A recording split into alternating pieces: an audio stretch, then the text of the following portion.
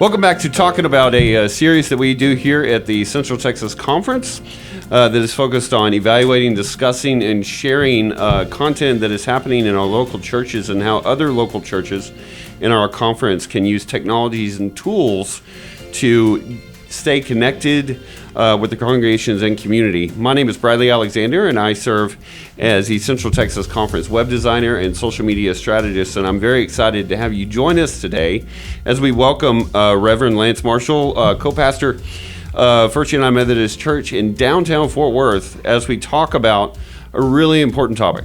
We talk about social media engagement between Sundays.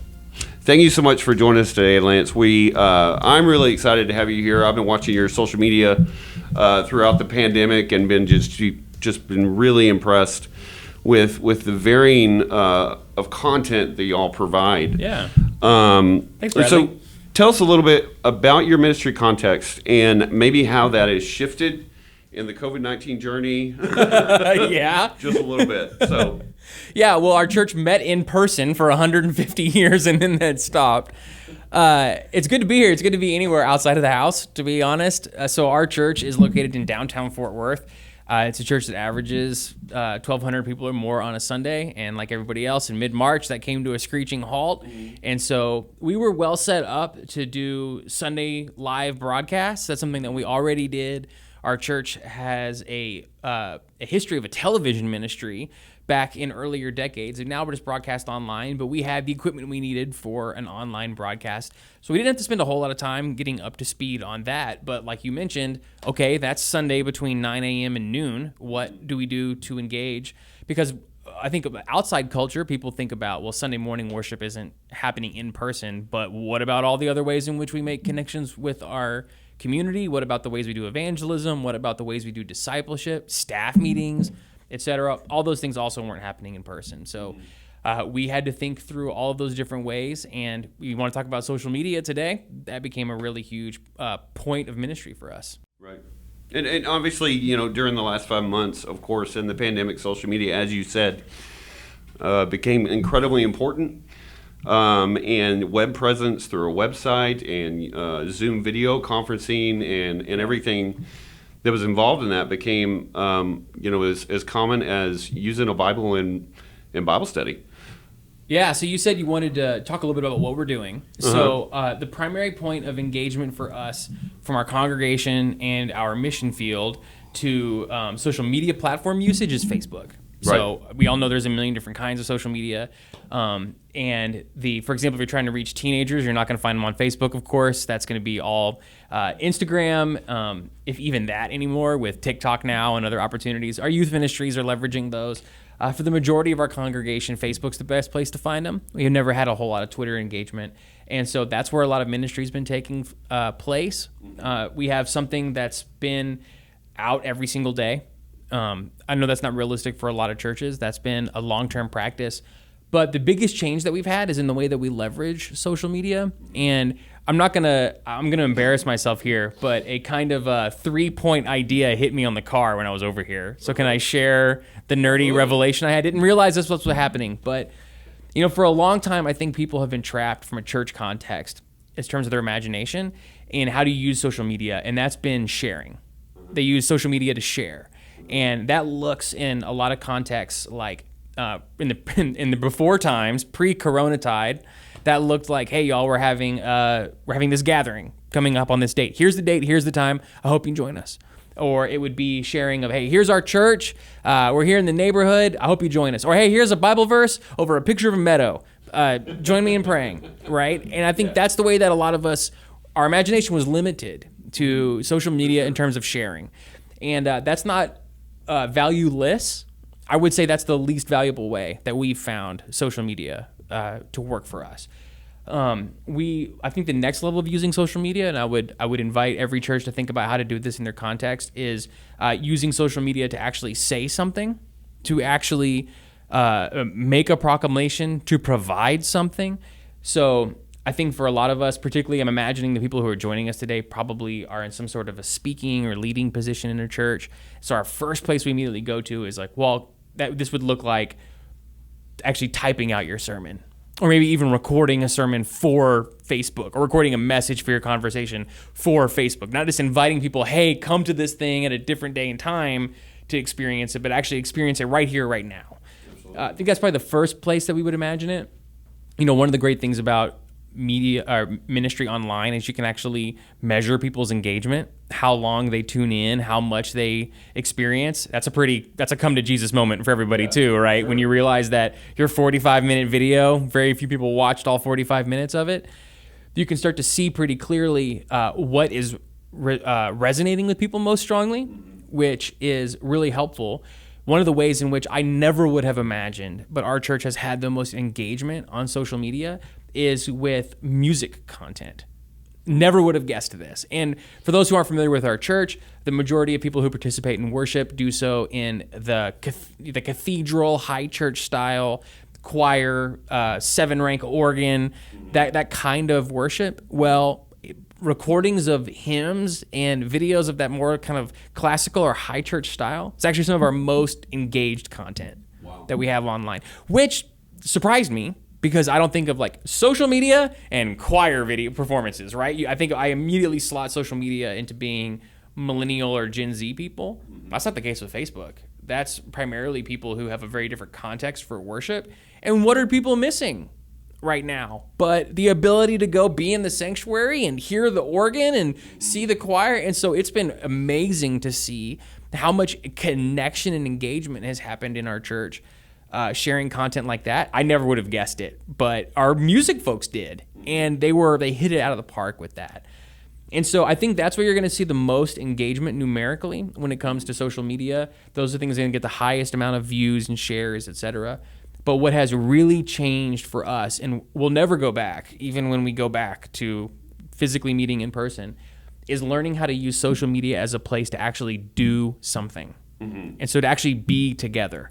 And so this is not just broadcasting on social media. This is actually being, quote unquote, on social media live at the same time as other people and engaging with them live in that space.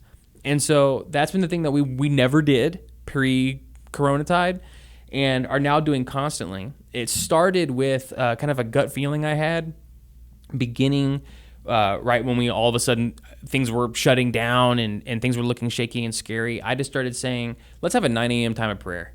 Let's come together for prayer at 9 o'clock in the morning. Let's do it today. Let's do it tomorrow. Let's do it the next day. And I had no framework for this. Our church, because it's actually not a neighborhood church, it's more of a destination church for the surrounding community, didn't have a daily or weekly prayer meeting rhythm to it. That just wasn't a pre-existing thing in our church. And immediately about 90 people would be joining every morning, participating. And that number's about halved since then, but it's been really consistent ever since. And so we would come together and we would pray. And this wasn't just a broadcast. This wasn't just, hey, come look at a video of Lance praying. But this is, put your prayer requests in the comment and we're going to pray out loud. Say hello to each other. Say hi. Check in. And so we use Zoom as a tool for actually gathering together. And if any of you have Zoom, which most everyone is doing some significant portion of their church gathering right now over a video conferencing service, well, all of those pretty easily, if you Google around, you can figure out how to broadcast that video on social media. And so if you got two things up on the screen, you got the people who are live with you in the video conference and those who are participating through social media, which usually means on their phone, which also usually means on the run, or making space to connect with their church wherever they are and however they're finding place that day. And so we started with the daily prayer meeting. That was kind of the most natural thing. And then we had to start thinking, well, what else could we do? And so once we kind of cracked open that code of what you can actually meet, and this was a big revelation for me, I thought we had been doing ministry online for a long time. And what I realized was, no, we had just been using online tools to invite people to come to our physical space, right? Which was a huge revelation for me. Everyone was doing. And with very few exceptions, even some of the churches that may be inside or outside of our denomination that had really quote unquote large worship attendance numbers online. All they were doing was putting a camera on an in-person space and broadcasting it. Well, what happens when that space? Are you just broadcasting in the room, or are you in the empty room, or are you actually doing things natively online? So we started thinking about creative ways to do that. Awesome. And y'all have a lot of content on Facebook. You really take advantage on the Facebook page of organizing your videos into playlists, which is a really, really solid way of showing people that can just come in and watch on demand if they're not catching it live, from devotionals written by staff members to worship itself, and even creative pursuits like the after show with Dr. Z and lullabies with Peggy and friends, and all of these different things. So creatively, how did this start? You kind of talked about how it started with the prayer meeting. Yeah. But how did it continue? How did you go from the prayer meeting to other pursuits like the after show, Peggy and friends, and stuff like that? So two really good things. You've mentioned that not everything comes through me, which is really key. I think some people think that the quote-unquote senior pastor's responsibility, et cetera, is to be the gatekeeper to all things, the approver of all things, et cetera. Not my personal philosophy. My personal philosophy is you engage and empower people to do their ministry. So just want to highlight that. So there's no centralization when it comes to y'all's Facebook content. It's very much a community event. We've empowered other people to do their ministry in that space. In fact, Bound and Empower challenged them. Right. And there was a ton of permission giving. Originally, we were having those same meetings as everybody else, right? Y'all, what are we doing? And there was a lot of permission giving and challenging and empowering people. And specifically, this, I have to be honest, this plays into my personality type. My personality type is ready, fire, aim, right? I love to just iterate on the fly. I'm a big believer in try something. And then let people give you feedback on what they want. You'll see pretty quickly what's really engaging and what's not. I think some people are paralyzed by maybe it's fear, maybe it's perfectionism, but the idea that let's figure out how to do something perfect. Well, I understand that. I actually don't understand that. That's not how I'm wired. But if you wait to do something perfectly, you could have tried 10 things and gotten feedback on how to get better instead. And so that's my natural orientation. And really pushed and challenged the staff to, and our lay people and people to be thinking in that way.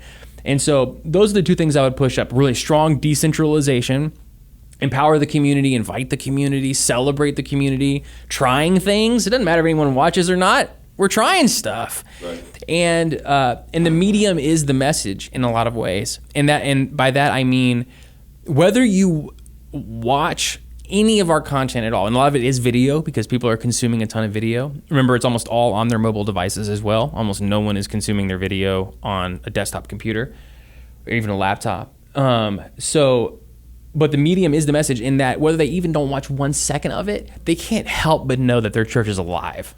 Right. They cannot help but know that their church is alive, thriving, and doing ministry. Because even if they pursue it or not, we are in your neighborhood. We are in your inbox. We are in your house. Right. We're doing church, and you see that. And so even if they don't watch it, they're in their mind, they know First Church is alive and moving. And that's really important for people to understand right now, particularly for people who have a hard time imagining church outside of Sunday morning meetings. Right.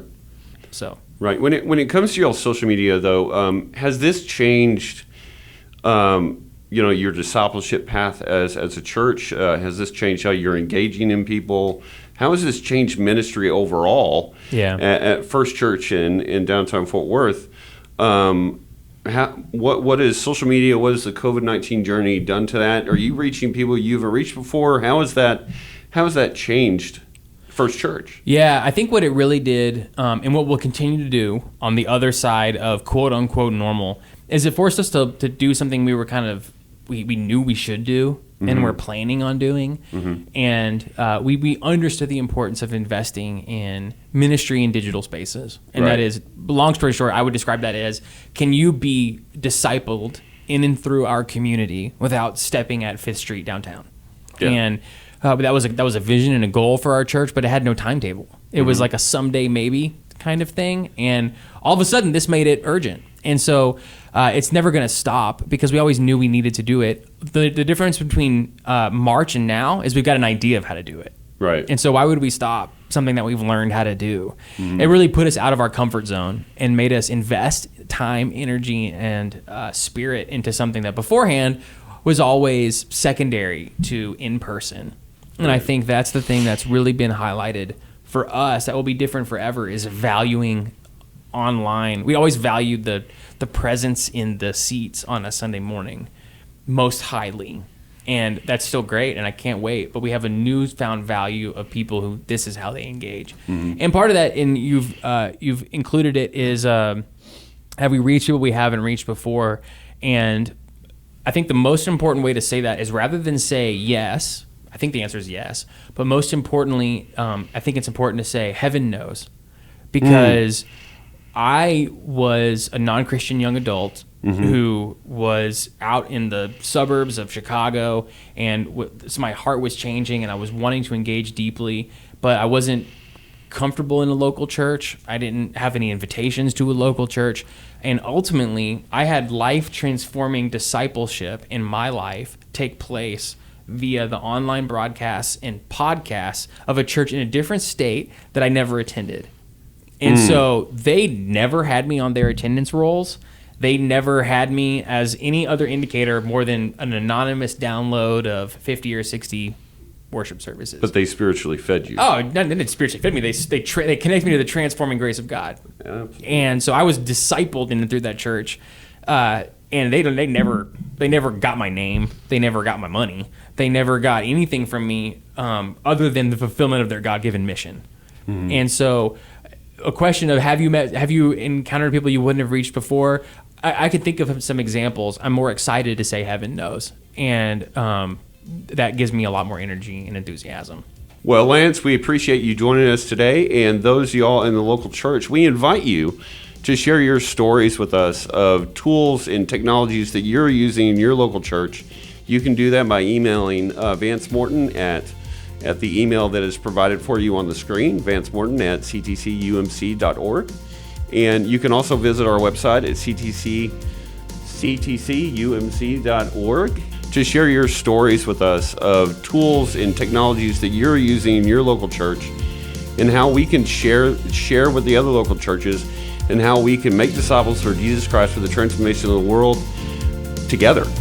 Thanks for joining us.